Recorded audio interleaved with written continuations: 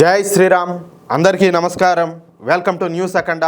నేను మీ కస్తూరి శ్రీధర్. మిత్రులారా, ఈ సిగ్గులేనటువంటి పాకిస్తాన్కు ఎప్పటికి కూడా బుద్ధొచ్చే పరిస్థితిలో అసలు ఏ మాత్రం కూడా కనపడడం లే. నాకు తెలిసి ఈ పాకిస్తాన్ అనేటటువంటి దేశం ప్రపంచ పటంలో ఉన్నంత కాలం వాళ్ళు మారనగాక మారు. ఆ దుష్టబుద్ధి, ఈ రెండు నాలుకల ధోరణి, అలాగే ఈ రాక్షసత్వం అనేటివి చెప్పాలంటే పాకిస్తాన్ బ్లడ్ లోనే ఉన్నాయి. ఈ పాకిస్తాన్ మూలంగా గత 40 సంవత్సరాలలో మనం మన దేశానికి చెందినటువంటి 22,000 మంది ప్రజలను కోల్పోవాల్సి వచ్చిందనమాట. అంటే అందులో సామాన్య ప్రజలు ఉన్నారు, అదేవిధంగా మన భద్రతా బలగాలు అందరూ ఉన్నారనమాట. అది కూడా ఈ పాకిస్తాన్ తీవ్రవాదం మూలంగానే. ఈ లెక్కలన్నీ కూడా నేనేదో పాకిస్తాన్ మీద కోపంతో నా సొంతంగా ఏం చెప్పడం లే. అమిత్ షా గారు 2024లో పార్లమెంట్లో చెప్పినటువంటి విషయాల్ని నేను మీకైతే చెబుతున్నా. సరే, 2014లో మన నరేంద్ర మోడీ ప్రభుత్వం వచ్చిన దగ్గర నుంచి కఠినమైనటువంటి చర్యలు తీసుకుంటా ఉండడంతో మన దేశంలో ఈ తీవ్రవాదం అనేది చాలా వరకు తగ్గుముఖం పట్టింది. అంతకుముందు కాంగ్రెస్ గవర్నమెంట్ ఎట్లుంది, ఓరినైనా దేశంలో ఎప్పుడు ఏ పట్టణంలో ఏడ బాంబు పేల్తాదో తెలియదు, అంత దారుణంగా ఉంది పరిస్థితి. కానీ పాకిస్తాన్ది పందిబుద్ధి కదా, అందుకే పాకిస్తాన్ ఇప్పుడు తన పందిబుద్ధిని అయితే చూపిస్తాందన్నమాట. కాశ్మీర్లో ఉన్నటువంటి టూరిస్టు ప్రాంతమైన పెహల్గాం పైన పాకిస్తాన్ తీవ్రవాదులు దాడి చేశారు. ఈ పెహల్గాం తీవ్రవాదాన్ని నేరుగా పాకిస్తాన్ ఆర్మీ జనరల్ అయినటువంటి ఆసిమ్ మునీర్ గాడే మానిటరింగ్ అయితే చేశాడంట. నిజానికి ఈ ఆసిమ్ మునీర్ గాడు ఫీల్డ్ మార్షల్ అయినప్పటికీ కూడా నేను వాడికి ఆ హోదా ఇచ్చి అయితే మాట్లాడలేను, ఎందుకంటే అంత నీచ్ కమ్యూనే గాడు వాడు. సరే, అందుకు ప్రతీకారంగానే, అంటే వాళ్ళు చేసినటువంటి పెహల్గాం అటాక్ ప్రతీకారంగానే మనం పాకిస్తాన్ మీద ఆపరేషన్ సింధూర్ని అయితే ప్రారంభించాం.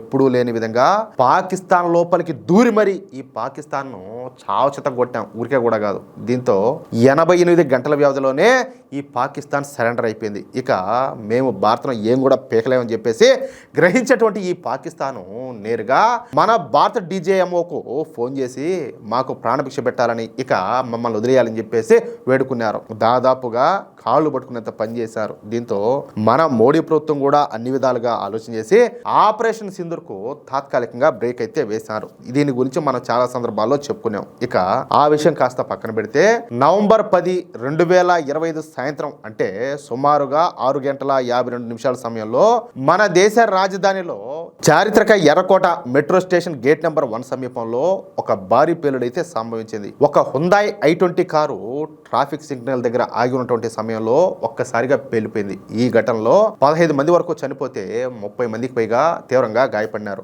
మన ఎన్ఐఏ వాళ్ళు ఈ ఘటనను ఆత్మాహుతి దాడిగా కన్ఫర్మ్ చేశారన్నమాట. ఈ దాడికి పాల్పడిన వ్యక్తిని డాక్టర్ ఉమర్ నబీగా గుర్తించారు. చూడండి, అంటే కొంతమంది మాట్లాడుతూ ఉంటారు ఉగ్రవాదం అనేది చదువు లేకనే వస్తుంది, వాళ్ళు చదువుకోకపోవడం వల్ల ఈ విధంగా ఉగ్రవాదులుగా తయారవుతారని చెప్పేసి. మరి వీళ్ళంతా కూడా డాక్టర్లు. మన గతంలో కూడా చాలాసార్లు మాట్లాడుకున్నాం, ఈ డాక్టర్లు అంతా ఇప్పుడు ఉగ్రవాదులు ఎట్టయినారు అంటే, నువ్వు డాక్టర్ అయినా యాక్టర్ అయినా నువ్వు ఎలాంటి వాడివైనా కూడా నీ బుద్ధి ఏంటంటే, నీ గుణం ఏంటంటే అది ఉగ్రవాద బుద్ధే ఉంటుంది. అది సర్వసాధారణము, పాంకు తల్ల విషయం ఉన్నట్టు వీళ్ళకి సర్వసాధారణం ఉన్నట్టు మనం దాన్ని టూకీగా చెప్పుకోవచ్చు అనమాట. అంతేనా కాదా? వృత్తిరీత్యా వైద్యుడైనటువంటి ఇతను కారు నడుపుతా తాను పేల్చేసుకున్నాడు. సంఘటనా స్థలంలో దొరికినటువంటి శరీర భాగాల DNA పరీక్షల ద్వారా ఈ నిందితుడిని పోలీసులు అయితే కన్ఫర్మ్ చేశారు ఎవరనేది. ఈ కుట్ర వెనక ఉన్నటువంటి కాశ్మీరు అలాగే ఉత్తరప్రదేశ్కు చెందినటువంటి టెర్రర్ మాడ్యూల్స్ ఉన్నట్టు మన NIA అయితే గుర్తించింది. ఉగ్రవాదులంతా కూడా ఆన్లైన్ వీడియోల ద్వారా స్థానికంగా దొరికేటటువంటి రసాయనాలు, అంటే అమ్మోనియం నైట్రేటు, ఫాస్ఫేటు, యూరియా వంటి కెమికల్స్ను ఉపయోగించి సుమారుగా 4 కిలోల బాంబును తయారు చేసినట్లు తెలియజేశారనమాట. ఈ కేసు ఇప్పటికి కూడా దర్యాప్తులోనే ఉన్నది, అంటే దర్యాప్తు అయితే కొనసాగుతుంది. ఫిబ్రవరి 25, 2026 నాటి సమాచారం ప్రకారం NIA వాళ్ళు మరో 2 నిందితులైనటువంటి జమీర్ అహ్మద్ అహంగరు అలాగే తుఫైల్ అహ్మద్ భట్లను కూడా అరెస్ట్ చేశారనమాట.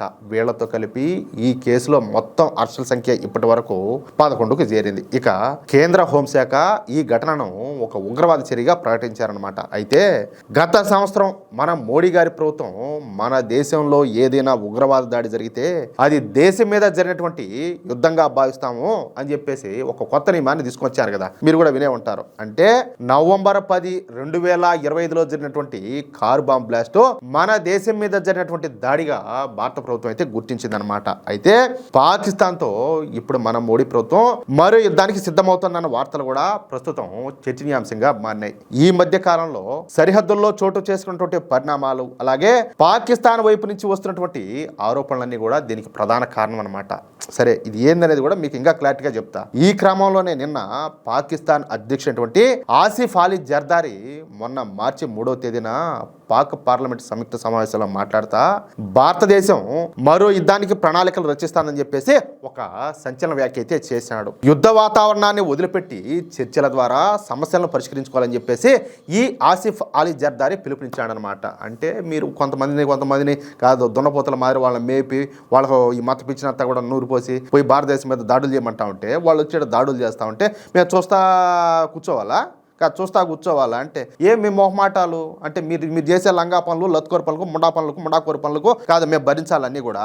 ఒక్కసారి దబ్బితే అంటే ప్రపంచ పటంలో పాకిస్తాన్ అనేది లేకుండా పోయిందనుకో మా దేశాన్ని బట్టి దరిద్రం వదిలిపోతుంది. అది ఏంది పరిష్కరించుకునేది అంటాలే.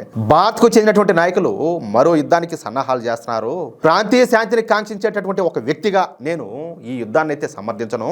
భారత యుద్ధ క్షేత్రం నుంచి వైదొలిగి అర్థవంతమైనటువంటి చర్చల కోసం సిద్ధం కావాలని చెప్పేసి ఆయన అయితే కోరినాడు.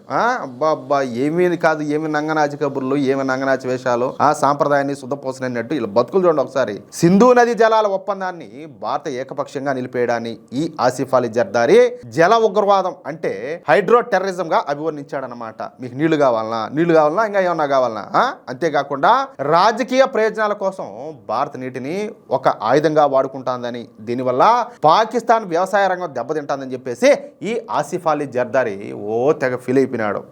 అంతటితో అయిపోలా. జమ్మూ కాశ్మీర్ సమస్య పరిష్కారం అయ్యే వరకు దక్షిణాసియాలో శాంతి నెలకొందో చూడండి.